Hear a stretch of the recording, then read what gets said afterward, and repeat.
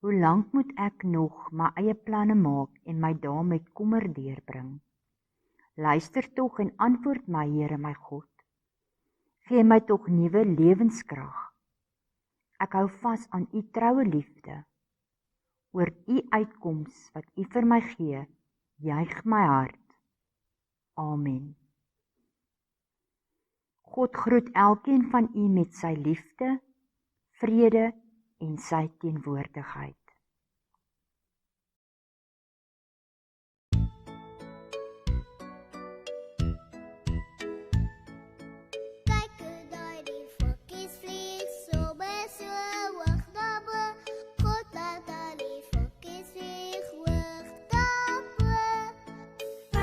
Soveel meer vir my, ek sal altyd dankbaar bly, en my nie bekommer nie, hy is by my. Kyk hoe daar die lelies groei, in die veld, o so mooi, God laat al die lelies groei, o so mooi. Hy doen soveel meer vir my, ek sal altyd dankbaar bly, en my nie bekommer nie, hy is by my. Hy doen soveel meer vir my, ek sal altyd dankbaar bly, en my nie bekommer nie, hy is by my.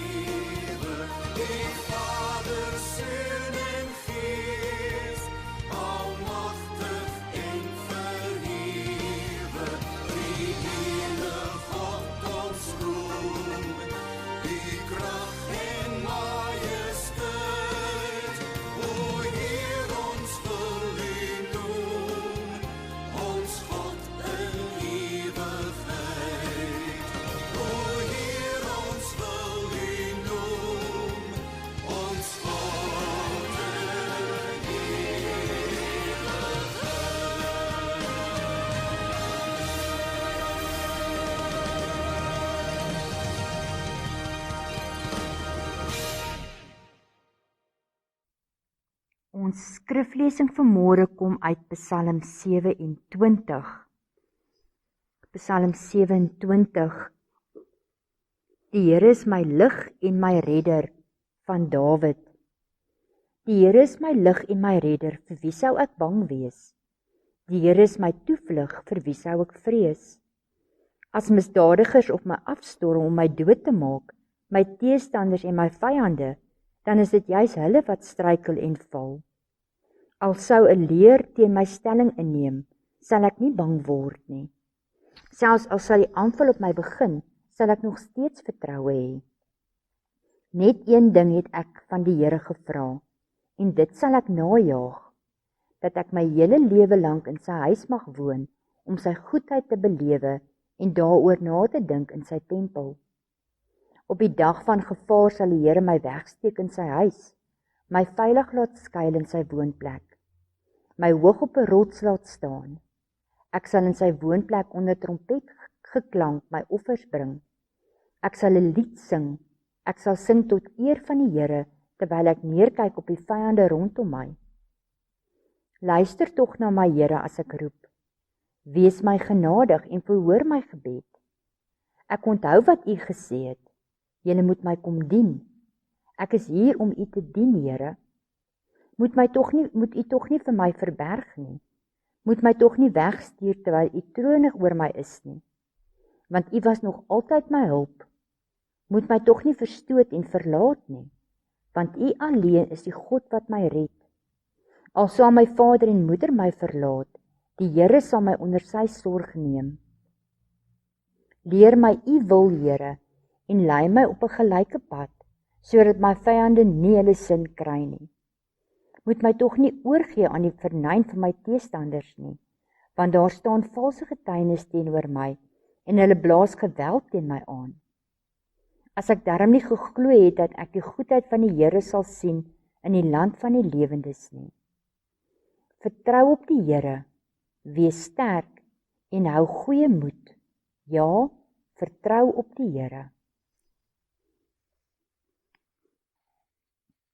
In hierdie laaste tyd is ons geloof op baie maniere beproef en uitgedaag. Ons wêreld het so radikaal verander dat ons koppe nou nog draai. Ons het kom hoor al dat God se teenwoordigheid in elkeen van ons bly, dat ons God se kerk is, dat die gebou nie noodwendig God se kerk is nie. Ons het kom hoor dat ons as kerk weer opnuut by ons roeping moet uitkom en dat God ons wil gebruik in die wêreld, juis in hierdie tyd van onsekerheid en chaos. Die enigste manier hoe ons staande kan bly en ons roeping kan uitleef, is deur gebed. Gebed is die spul waarom ons as God se kinders se lewens moet draai. Psalm 27 is in wese 'n vertrouenspsalm, maar daar's 'n paar kinkels in die kabel wat hierdie psalm uniek kom maak. Die psalm se stemming verander so radikaal in die helfte van die psalm, dat daar nog steeds gewig en geweeg word oor of dit een skrywer was en of dit twee skrywers was. Elke teoloog het hulle eie siening oor die psalm. 'n Baie bekende teoloog, Bruggeman, het 'n ongelooflike uitgangspunt wat die psalm en sy stemmingsverandering aangaan. En met sy hulp gaan ons Psalm 27 juis kom gebruik vandag, om ons gebedslewe te verdiep en om nader aan God te groei, sodat ons in staat is om staande te bly en ons roeping te kan vervul. Al die psalms val volgens Bruggeman in 3 kategorieë: oriëntasie, disoriëntasie en dan die reoriëntasie. In die oriëntasiefase van ons lewens gaan alles goed en lyk alles mooi en is die wêreld wonderlik. Dan tree die chaos egter in en beleef ons 'n fase van disoriëntasie, waar die lewe op sy kop gedraai word en absoluut niks meer reg wil verloop nie. Gelukkig is daar ook die reoriëntasiefase. Alles is nie heeltemal soos dit was nie.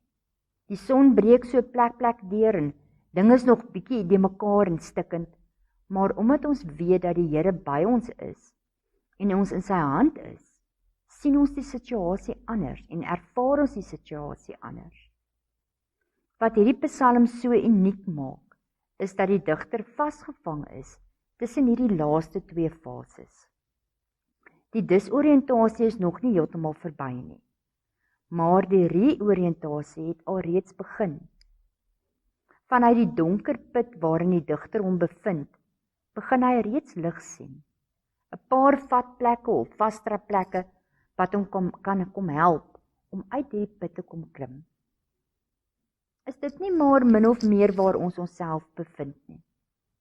So tussen die chaos van disoriëntasie en die uitkom by die nuwe normaal waarvan ons so baie kom hoor deesdae, die reoriëntasie. Ons het geleef in 'n wêreld waar ons kon doen wat ons wou, gaan waar ons wil. En ewe skielik toe kom tree die chaos van die pandemie in. En word alles op hulle kop gedraai. Is die huis van God nie meer die huis van God nie? Kan ons nie kom skuilings soek in sy tempel en in sy teenwoordigheid nie? En moet ons sy teenwoordigheid gaan soek binne in ons eie sitkamer? En ons gemeenskap van gelowiges ewe skielik op 'n ander manier kom beleef. Maar tussen hierdie chaos kom breek daar tog 'n stukkie lig deur. En kom ervaar ons ook die reoriëntasie wat God met ons doen. Psalm 27 se eerste vasdraplek is om ons te kom help om nie die lewe te kom sien as 'n of situasie nie. Dit gaan of goed of sleg met jou. As ons daar is, dan is ons nog nie reg om ons voet op die eerste vasdraplek te kom sit nie. Ons moet bereid kom wees om te kan vashou aan 'n nogtans geloof. Al gaan dit nie goed nie, al gaan dit nie sleg nie, of al gaan dit goed, of al gaan dit sleg. Een van die redes hoekom ons soms so sukkel om uit ons put te kom, om uit ons disoriëntasie uit te kom, en in die vasdraplekke te kom sien, is omdat ons dikwels 'n klomp eise en voorwaardes kom stel, oor presies hoe ons gehelp wil word. Ons kom soek na 'n skoon oplossing, wat die probleem heeltemal kom wegvat. Daarom sal ons eerder onder in die put bly sit en verlang na die kommer en probleemvrye oriëntasietyd. Ons wil dinge hê soos dit vroeër was. Ons wil nie deur die disoriëntasie gaan om by 'n nuwe uit te kom nie. Maar daar is altyd geestelike groei wat in ons lewens kom plaasvind. Die dag as ons begin besef dat ons nie die oorlosie kan terugdraai nie. As mens later terugkyk op mense lewe, dan sien mens ook jou groei raak in daardie tyd. Dis 'n lewenskuns om te verstaan dat daar lewe en geluk is, na die gemak van die oriëntasie. Dat God weer vir ons lewens kan sinvol maak, ons lewens kan goed maak. Dat daar 'n pad is wat ons partykeer net as donker en sleg kom sien, maar deur die Here se genade en sy teenwoordigheid kan hierdie pad 'n wonderlike reis word, waarop ons ongelooflike goed kom ontdek. Hierdie laat los van die ou lewe, van 'n oënskynlike probleemlose lewe. En die kans wat ons vat om te waag, om ons voet op daai eerste vasdraplek te sit, is die eerste tree na 'n betekenisvolle geloofsverdieping, waar ons bereid is dat God hierdie pad met ons kom stap. Die tweede vasdraplek wat hierdie psalm vir ons kom gee, is in vers 4. Die kern van hierdie psalm. Dit gaan oor een ding. En hierdie een ding kom staan oor die baie dinge wat ons in ons gedagtes het.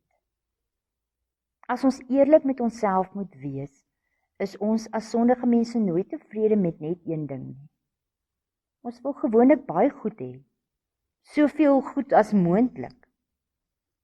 Maar ons wil ook saam met al hierdie ander dinge 'n goeie verhouding met God wil hê. Sy teenwoordigheid, sy nabyheid, sy seën in ons lewens kom ervaar. Maar ons begeer meer, ons wil nie net daai een ding hê nie. In plaas daarvan dat ons net God se teenwoordigheid gaan opsoek, net daai een ding kom begeer ons baie ander dinge, sodat ons voel ons in staat is om God se teenwoordigheid te kom ervaar. Hierdie suiweringsproses van die disoriëntasie, van die donker put, van ons koppe wat draai en ons nie sin kan maak uit alles rondom ons nie. Na die reoriëntasie, na die lig, na die vasdraplekke wat die psalm vir ons kom gee, dit wat ons moet deurmaak, dit wat God gebruik om ons te kom heilig in sy diens. Dit maak dit soms vir ons moeilik. Dit is soms vir ons 'n geweldige uitdaging. Gedurende die oriëntasietyd is ons gelukkig. So ons is nie besorg oor God nie. Ons is verseker van sy gawes, van sy seën, van God self. So ons het nie regtig tyd om in sy teenwoordigheid te kom spandeer nie, want dis nie vir ons belangrik nie. In die reoriëntasietyd word dit egter omgekeer en kom leer ons dat God self en sy teenwoordigheid baie belangriker is as al die ander gawes, as al die ander seën wat ons wou gehad het. As ons onder in die donker put sit, dan begin ons agterkom wat regtig belangrik is en wat nie. Dan begin ons die ware hoop van die valse hoop onderskei. Reoriëntasie begin juis wanneer ons bereid is om afstand te kom doen van al die baie dinge. Al is dit met huiwering, al is dit met vrees, en dan te begin bid volgens vers 4. Dat ons net een ding begeer, dat ons net God se teenwoordigheid wil beleef. Nou gewoonlik kan ons die tweede vastrapplek eers vertrou as ons alreeds die derde trapplek in ons oog het. Ons is bereid om aan net een ding vas te hou, om te kom rus in God se teenwoordigheid. Slegs omdat ons weet en glo dat God groot en sterk genoeg is om ons te dra. Niemand van ons is bereid om 'n tak te los en te val, as ons vermoed die persoon onder ons gaan ons nie gaan vang nie. Reoriëntasie kan net begin as ons oë oopgaan en ons besef dat God soveel meer is as wat ons tot nou toe gedink, besef en beleef het. Dat hy ons nog elke dag kan, wil en gaan verras. Dan kan ons net soos die bidder van Psalm 27 'n nuwe ontmoeting met God hê. Dan kan ons ook praat met God met positiewe emosies en woorde gebruik soos wat ons in die Psalm kom kry. Lig, redder, toevlug, vertroue. Dat ons sy goedheid belewe. Dat ons die lieflikheid van die Here aanskou. Ons kan dit alles begin beleef, ervaar, sien, en ook soos die bidder kom lofliedere sing. Maar dan moet ons bereid wees om ons los te maak van die verlede, om ons toe te wy aan God, en bereid te wees om die vastraplekke wat hy vir ons gee, uit die donker put te gebruik. Elkeen van ons beleef die huidige omstandighede op ander maniere. Elkeen van ons mis iets anders van die stil en rustige lewe voor die pandemie. Die pandemie hou vir elkeen van ons unieke uitdagings in, wat ons verhouding met God, ons vertroue in hom en ons gebedslewe kom slyp. Dit kom help ons om uit ons verhouding met God ook ons roeping te kom hoor en nader aan God te beweeg. Na 'n nuwe normaal toe. 'n Nuwe normaal mag dalk vir ons vreemd wees, veral aan die begin. Maar dit stel God in staat om ons in so 'n mate te vorm, dat ons meer bruikbaar is, en dat ons 'n groter impak het in sy koninkryk. Maar dan moet ons bereid wees om net soos die bidder, Jesus se lig te gebruik om die vastraplekke te kom sien. Moet ons bereid wees om die verlede en wat agter ons is, agter ons te los, en die nuwe geleentheid wat God ons bied, in sy krag aan te pak. Amen. Hemelse Vader, U weet hoe elkeen van ons gedurende hierdie pandemie gegroei het in ons verhouding met U, in ons gebedslewe met U. U weet of daai groei positief of negatief was. U weet in watter fase van ons geloof ons op hierdie stadium is. Of alles vir ons nog die mekaar is, en of ons al begin om die nuwe normaal raak te sien, en opgewonde te raak daaroor. Dankie dat elkeen van ons in gebed tot U kan nader. Maak nie saak hoe ons situasie lyk nie.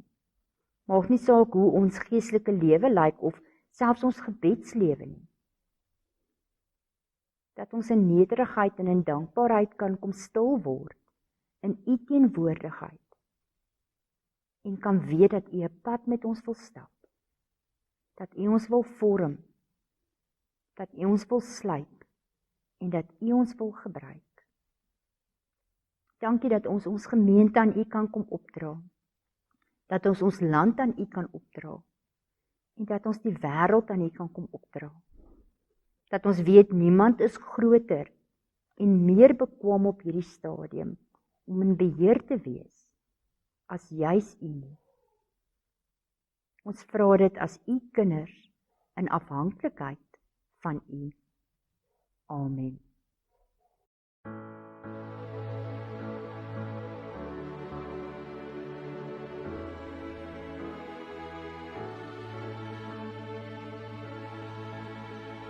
Ons Vader wat woon in die hemel, geheilig sy U naam. Laat U reik kom, U wil geskied, soos in die hemel, so ook op die aarde. Gee ons vandag ons dagse brood en vergeef ons al ons skade net soos ons vergewe die wat teen ons sonde. Laat kom ons nie in die versoeking, maar verlos ons van die bose, want U is die ryk en die sterkte en die ere vir ewig en ewig. Amen.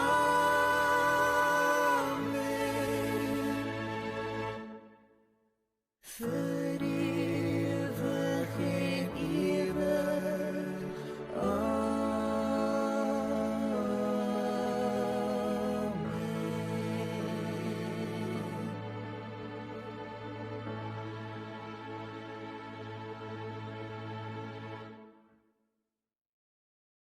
Stel jou vertroue op die Here en weet dat God vir jou sal sorg, dat hy vir jou sal voorsien, dat God jou sal seën, sodat jy ook vir ander tot seën kan wees. Amen.